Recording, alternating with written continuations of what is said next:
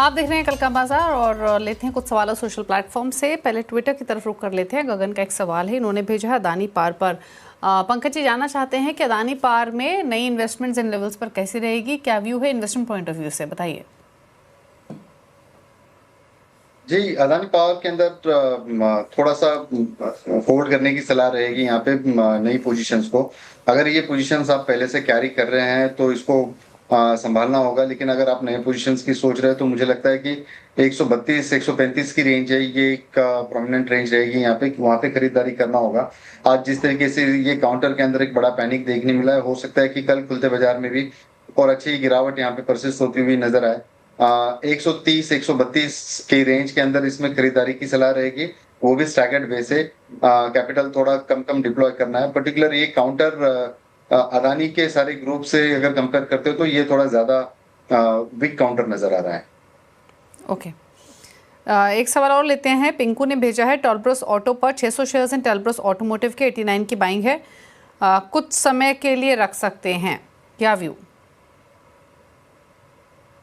टॉलब्रोस auto बोला ना 312 या जी जी, यही इसका एक जो रेंज है, ये डेफिनेटली यहाँ पे एक बाय करने की सलाह रहेगी। एक ब्रेकआउट की तरफ ये इशारा कर रहा है और जिस हिसाब से पिछले 4-5 दिनों से वॉल्यूम्स में इजाफा देखने मिला है, तो ये काउंटर के अंदर जरूर कुछ बढ़िया मूव हम लोग विटनेस कर सकते हैं। यहाँ पे मुझे लगता है 280 का एक स्टॉप लॉस यहाँ से पोजिशनल पॉइंट ऑफ व्यू से इसको मेंटेन करके चले।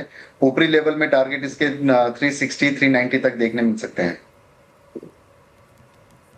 ओके, एक सवाल और लेते हैं। ट्यूब इन्वेस्टमेंट पर एक सवाल भेजा है ट्विटर पर ही, भुवन ने।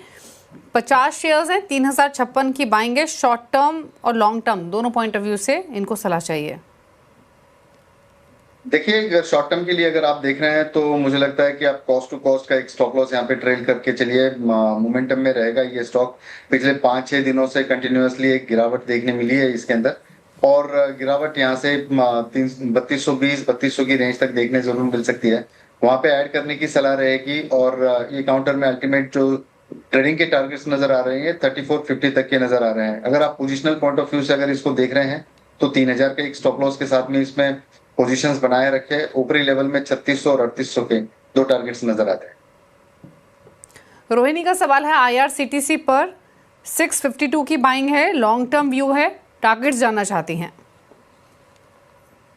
देखिए, रिसेंट जो हाई है इसका 736 के आसपास का एक स्विंग का हाई है। यहाँ पे कंटिन्यूअसली हाई राइज की जब रैली बन रही थी यहाँ पे, तो 736.45 तक ये ऊपर गया और वहां से ये काउंटर फिसलते हुए नजर आ रहा है। ये एक रिट्रेसमेंट की लेवल है। 737 के ऊपर एक बड़ा ब्रेकआउट यहाँ पे कंफर्म होते हुए नजर आ रहा है। मुझे लगता है कि इसको होल्ड करने की सलाह रहेगी और ऊपरी लेवल पर जो लगता है 780 और 820 तक के टारगेट्स इसके अंदर शॉर्टर टाइम फ्रेम के अंदर जरूर नजर आ सकते हैं, बशर्ते थोड़ा मार्केट भी इसको साथ देना जरूरी है।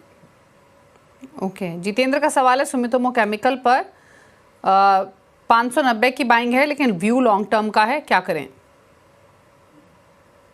ये ओवरऑल ये स्पेस काफी बजिंग है। मुझे लगता है कि सेक्टरल रोटेशन जब होगा यहाँ से तो केमिकल स्टॉक्स के अंदर एक अच्छी खासी जो है रैली हम लोग विटनेस कर सकते हैं। नो वंडर अगर ये 640 660 में अगर शॉर्ट टर्म में चला जाए। अगर हम लोग लंबे अवधि के लिए देखते हैं तो 1000 रुपए तक के टारगेट्स इसके अंदर नजर आते हैं। इसलिए मेरे को तौर पे ये ट्रेड मैंने अपने क्लाइंट लोगों से शेयर किया हुआ है। ओके, अंकित का सवाल है और ये सवाल है इनका नेल्को पर।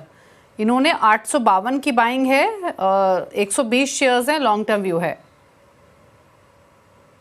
अभी रेट के आसपास ही ये फिलहाल ट्रेड कर रहा है। इसका जो 200 डेमा है करीब करीब 905 के आसपास का है, और वहीं से ये स्टॉक के अंदर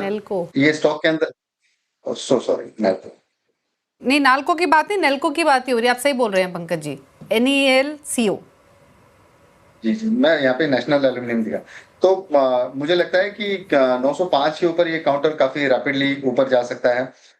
इसकी जो गिरावट है ये मार्केट के साथ की गिरावट है, कोई बड़ी स्ट्रक्चरल जो है गिरावट नजर नहीं आती है। मुझे लगता है कि इसको होल्ड करने की सलाह रहेगी। कोई भी गिरावट में इसको एक बाइंग की अपॉर्चुनिटी के जैसे देखे। ऊपरी लेवल में मुझे लगता है कि 1050 1200 रुपए तक के जो रेट्स है विटनेस जरूर हो सकते हैं यहाँ पे।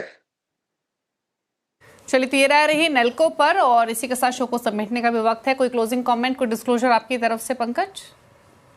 जी, डिस्क्लोजर तो मैं समय पे दिया हूं मैम, और अगर मेरी राय के ऊपर अगर कोई काम कर रहा है तो अपने वित्तीय सलाहकार से जरूर राय मशवरा करके काम करिए। इसके अंदर वित्तीय जोखिम शामिल हो सकती है। Thank you. इसी के साथ शो में तो इतना ही। ब्रेकर्स पर भी खबरें जारी हैं। नमस्कार।